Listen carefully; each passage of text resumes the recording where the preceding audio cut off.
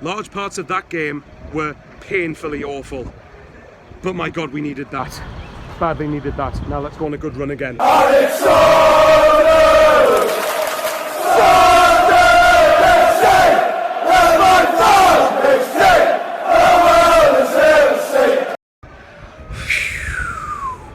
I can breathe now. I can't whistle to save my life, but I can breathe.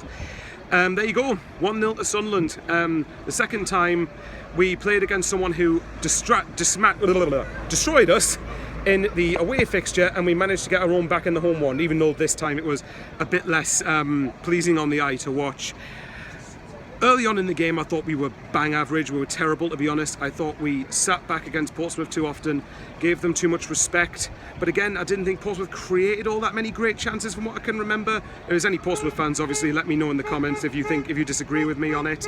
Just be respectful as always. Car horns going off left, right and centre. But as the game grew on, to be fair, we did start to grow into it, and there was two good chances we created.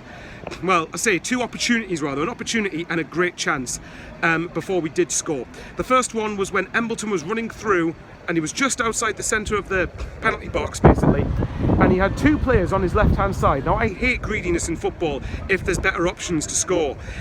Ross Stewart was one of the players to Embleton's left-hand side. I can't remember who the other one was, but there were better options to score, and he had a shot. To be fair, he forced the keeper into a save, but I felt we should have had better decision making there. But the second one put that to shame when Leon Diaku on the left-hand side, Portsmouth's right, of their penalty box, he won the ball when Portsmouth were dilly-dallying at the back, and he tried to take the shot on from a tighter angle where Stewart was oncoming towards the centre of the penalty area, and if he'd just passed through to Stewart and had better decision making in that moment, we would have scored. Chances are we would have scored a tap in. But at the end of the day, we did manage to create the goal. It was very good pressing. I can't remember who it was. I think it might have been Diaku who won the press in the build-up to it. Passes through to Stewart, who's in the centre of the box, and then passes to Embleton on his left-hand side. That's what happens when you're not selfish and you end up creating a good chance. And it was a good finish past the keeper. Today, for me, reminded me a lot of the Ipswich home game where we weren't good. For large parts, I didn't think we were great, but it was the case of result over performance any day of the week.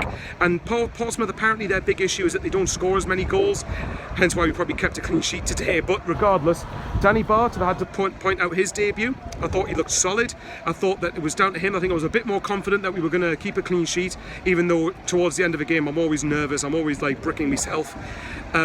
But again, like I said, not a great performance, but at the end of the day, it's 3 points, and that's all that matters.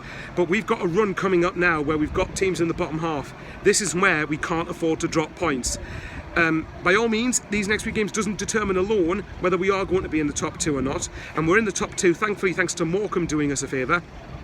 Wigan apparently needed a late winner to beat Gillingham, and Rotherham beat Cheltenham 1-0, so those were games they were always going to win though. There's no doubt in my mind. I'd written them off before the game started. But anyway, Bolton away next week, then you've got Doncaster at home, and then Cheltenham and Wimbledon away.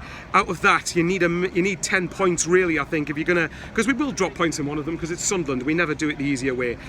But never mind. Anyway, I will love you and leave you there. Good 3 points. Hopefully, we talk about streaks. Now let's talk about a good one, hopefully, that's coming up.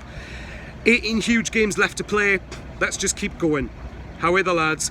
And I'm going to keep mentioning this, sign Jermaine Defoe. There's so many footballing reasons as well as commercial reasons to do it. I know that Johnson doesn't want him based on commercial reasons, but there you go, I don't care. Let's just get it done. Let's get the players we need and hopefully finish in the top two. See you later.